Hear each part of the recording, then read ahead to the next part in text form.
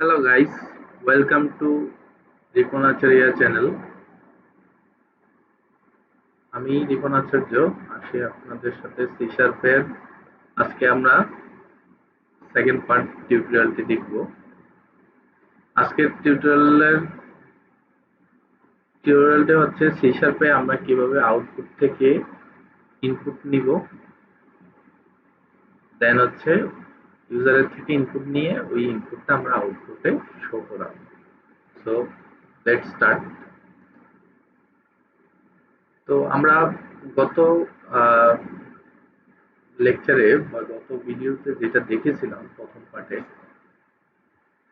যে ডটনেট প্রোগ্রামিং এ কনসোলে আমাদের একটা ক্লাস, আমি যদি এটাকে লিখি যে এই ক্লাসটা হচ্ছে আমার প্রোগ্রাম,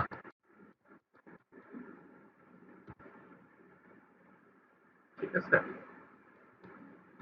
দেন হচ্ছে ক্লাস লিখে আমি একটা মেইন মেথড লিখলাম। আমরা প্রত্যেকটা ল্যাঙ্গুয়েজে আসলে আমরা জানি এই মেইন হচ্ছে একটা starting point of A method, মানে এই মেইন মেথড থেকেই আসলে এই ম্যাথ আমাদের প্রোগ্রামিং এর স্টার্ট আপ শুরু হয়। আমরা ওই স্টাইলে কিছুটা করার চেষ্টা করি। জাস্ট এখন এই জিনিসটা হচ্ছে আমাদের নর্মালি একটা লাইন শো করার জন্য আমরা গত ভিডিওতে দেখেছিলাম। আর যেটা হচ্ছে আউটপুট আমাকে welcome to Ripon Acharya channel এই লাইনটা শো করবে। আর শুধু যদি রাইট ইউজ করতাম দেন হচ্ছে এই লাইনটা নতুন একটা লাইন নেই না গিয়ে ওই পরপর লাইনে আমাকে শো করে। তো আজকে আমরা এটার আউটপুটটা যদি একবার একটু দেখি, আমরা দেখলাম যে এটা দেখে অটোমেটিক ক্লোজ হয়ে গেল। এখন আমরা হচ্ছে ইউজারের থেকে একটু ইনপুট নেব, যে একটা বললাম প্লিজ এন্টার ইউর,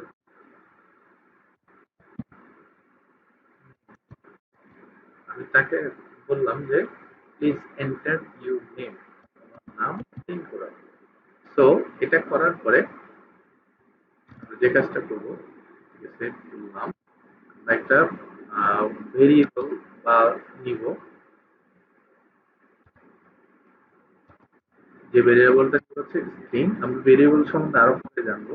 প্লাস হচ্ছে আউটপুটে ইউজার যেটা লিখবে ওইটা আমি ধরে রাখার জন্য যেমন এটাকে নাম দিলাম ইউজার নেম, হচ্ছে আমরা লিখবো কি কনসোল ডট, যেটা আমাকে অলরেডি সাজেস্ট দিচ্ছে, ট্যাপ ট্যাপ করলে আমরা লিখতে পারি console dot read line. Read লাইনের কাজ কি? রিড লাইনের কাজ হচ্ছে আমরা যদি দেখি, read the next line of a character from the standard input system. The next line of character from the input system or null if no more lines are available. মানে ইউজার যেটা পরপর type করবে ওই সেই line, লাইনে কি কি type করলো সেটা আমাকে নিয়ে কি করবে, হচ্ছে ইউজার নেমে শো করাই দেবে। ওকে, দেন হচ্ছে আমরা এই জিনিসটাকে আমরা লিখবো কনসোল ডট রাইট লাইনে আমরা লিখলাম যে ইউজারের নেমটা আমরা জাস্ট লিখে দেব। আর একটা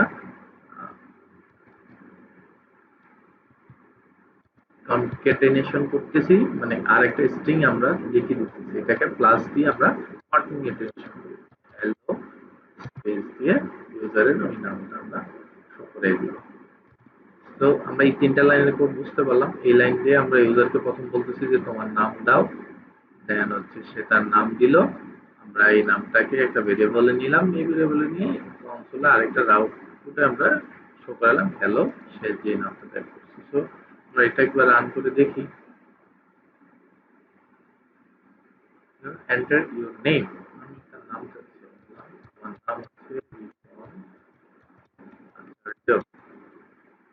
দেন হচ্ছে আমি যখন এন্টার করব সে আমাকে হ্যালো রিপন আছে লিখে শো করে দিল। তো আজকে আমরা এতটুকু পর্যন্ত রাখলাম। আমাদের আজকের ভিডিওতে আমরা কি শিখলাম, একটা আউটপুট থেকে কিভাবে আমরা ইউজারের ইনপুট নিতে পারি কনসোল অ্যাপ্লিকেশন থেকে, ওই ইনপুটটা আবার আউটপুটে আমরা শো করে দিতে পারি।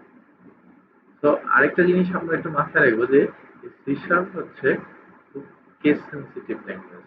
আমি যদি এই ইউজার নেমটাকে যদি আমি এখানে এটা দিতাম, সে এরর দিতেছে, সে বলতেছে user name does not exist in the current context, মানে সে ভেরিয়েবলের নামটা বুঝতে পারতেছে না।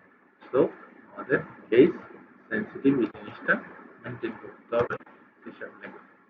তো আজকে আমরা এতটুকুই রাখছি, দেন পরবর্তীতে আমাদের আরেকটা ভিডিওতে আবার দেখা হবে।